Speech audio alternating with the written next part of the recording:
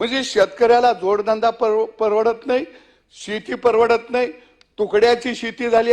तुम्ही काय करायला लागलाय? मी अभिनंदन करतो सरकार. तुम्ही पाणी द्यायला लागलाय, अभिनंदन. तुम्ही वीज मोफत द्यायला लागलाय, अभिनंदन.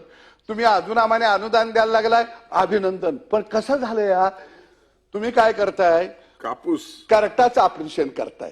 करटाचं ऑपरेशन करू नका. त्याचं रक्त का बिघडलंय, त्याला करट काय यायला लागली, ती का उठायला लागली, ती याचा कुठेतरी खऱ्या अर्थानं शोध घ्यावा लागेल. आणि मी तुम्हाला विनंती करतो, ह्या क्षेत्रामध्ये, कृषी क्षेत्रामध्ये तुम्ही राजे, तुम्हाला जाणीव आहे म्हणून एवढं बोलतोय मी, नाहीतर मी एवढं बोललो नसतो.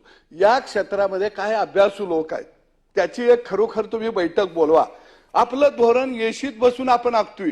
ज्यानं कधी शेणामुतात हात घातला नाही, ज्यानं मातीत हात घातला नाही, ते शिकवतोय. शेती कशी करायची, पेरणी कशी करायची, बियाणं कुठलं वापरायचं, खत कसं वापरायचं, औषध कसं फवारायचं. अरे आमचा बाप वर्षानुवर्ष हे करत आलोय. कृपा करून आयत झालेल्या, लय शिकलेल्या माणसाच्या नादाला लागून धोरण आखू नका.